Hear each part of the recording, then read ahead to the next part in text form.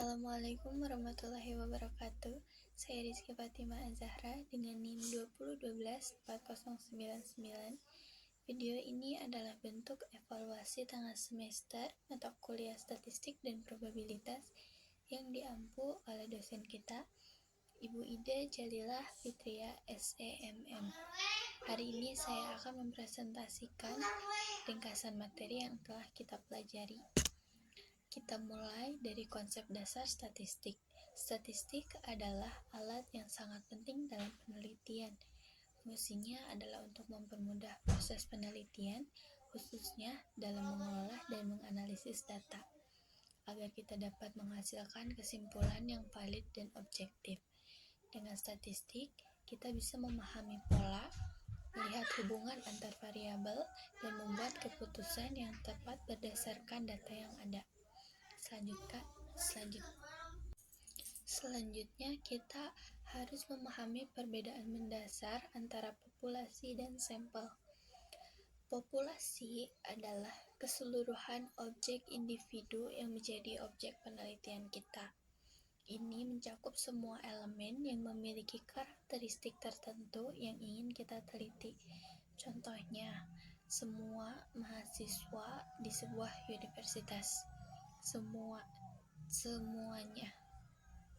Sedangkan sampel adalah sebagian kecil dari populasi yang kita pilih untuk dianalisis. Sampel ini diambil untuk mempermudah penelitian tanpa harus meneliti seluruh populasi. Contohnya, 200 mahasiswa dari total seluruh mahasiswa yang ada. Ada beberapa teknik pengambilan sampel yang penting. Yang pertama ada random sampling atau acak. Setiap anggota populasi memiliki peluang yang sama untuk dipilih. Kemudian yang kedua ada stratified sampling. Populasi dibagi menjadi kelompok atau strata tertentu. Kemudian kita ambil sampel dari setiap kelompok tersebut. Yang terakhir ada cluster sampling atau populasi dibagi menjadi kelompok. Lalu salah satu kelompok kita pilih secara acak. Kita lanjut ke jenis dan skala data. Data dalam statistik dibagi menjadi dua jenis utama. Yang pertama ada data kuantitatif. Data ini berbentuk angka dan dapat diukur, contohnya tinggi badan atau kepadatan. Data ini dibagi menjadi diskrit atau nilai terbatas, contohnya jumlah anak, dan kontinu atau nilai dalam rentang, contohnya berat badan. Berat badan saya misalnya 50 kg. Kemudian yang kedua ada data kualitatif. Data ini berbentuk kategori atau deskriptif, bukan angka. Contohnya warna mata atau jenis kelamin. Data ini dibagi menjadi nominal atau tanpa urutan. Contohnya warna favorit, kuning, hijau, biru. Dan ada ordinal atau ada tingkatan. Contohnya tingkat kepuasan. Ada rentang misalnya kalau di kuesioner itu ada misalnya apakah kamu menyukai seblak? Di situ jawabannya ada rentang dari 1 misalnya sangat tidak suka, 2 lumayan suka, 3 suka, 4 sangat suka, seperti itu.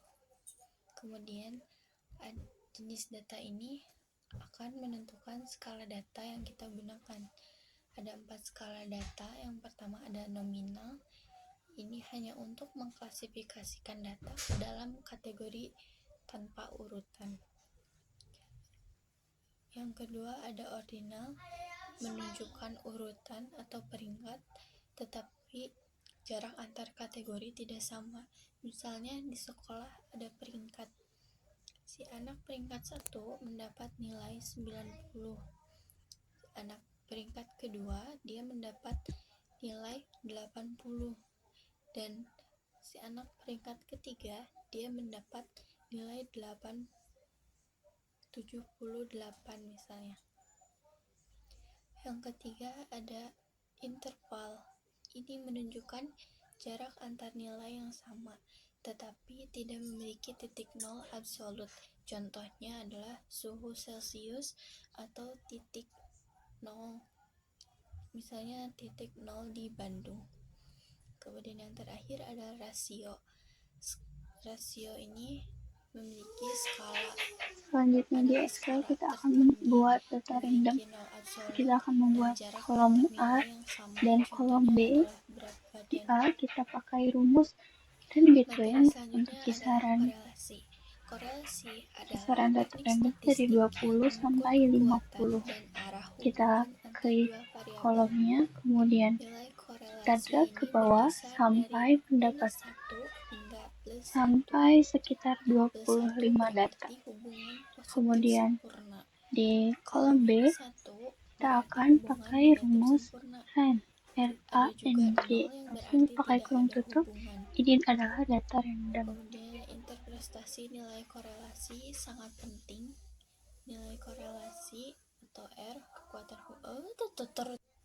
jenis korelasi dipilih berdasarkan skala data dan distribusi data.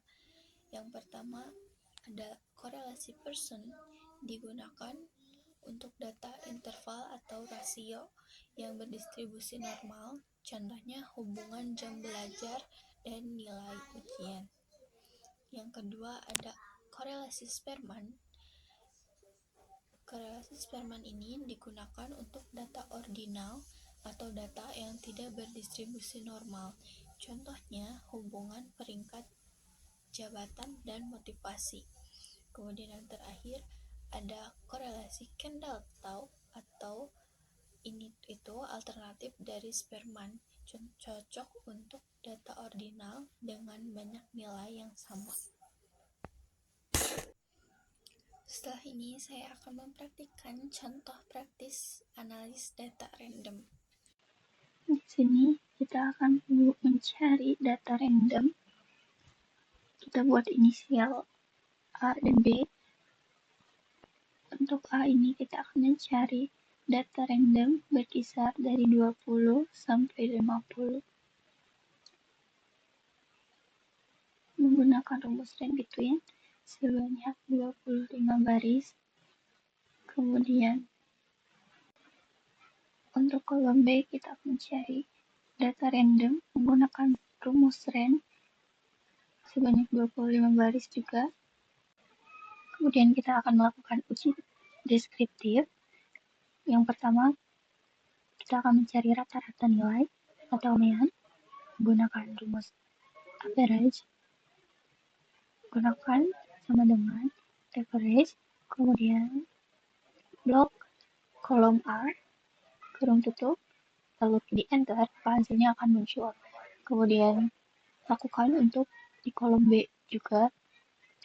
Kemudian kita akan mencari standar deviasinya menggunakan rumus STDEV.S. Untuk kolom A, kita tulis rumusnya sama dengan STDEV.S, kemudian blok kolom A, lalu di enter, maka hasilnya akan muncul. Lakukan untuk kolom B juga. Setelah itu kita akan mencari nilai minimum. Rumusnya adalah sama dengan min dalam kurung, lalu blok kolom A,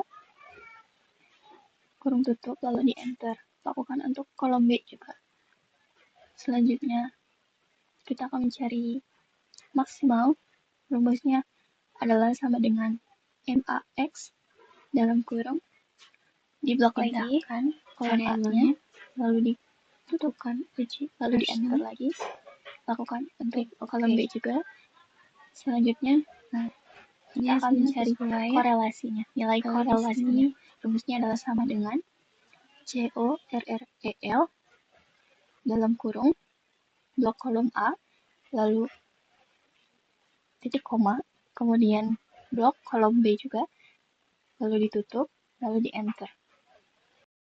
Kemudian kita akan melakukan analisis di SPSS. Pertama kita blok tabel A dan B-nya, kemudian di copy, lalu buka halaman SPSS-nya, kita tempelkan di sini, maka nilainya akan muncul. Lalu kita ganti namanya menjadi kolom A dan kolom B.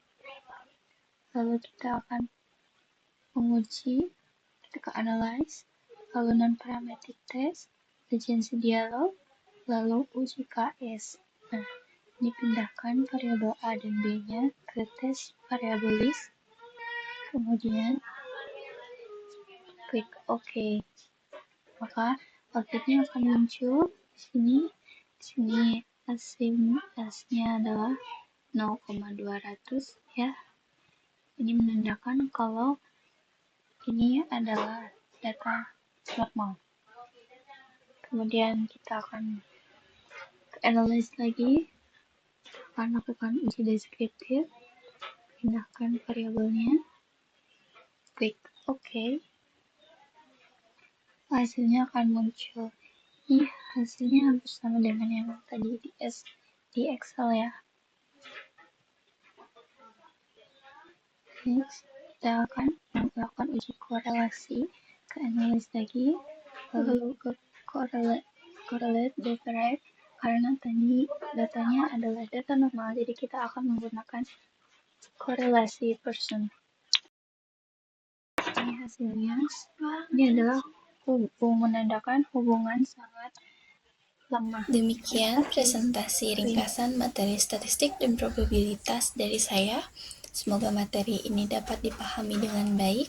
Terima kasih kepada Ibu Ida Jalila Fitria SEMN atas bimbingannya. Wassalamualaikum warahmatullahi wabarakatuh.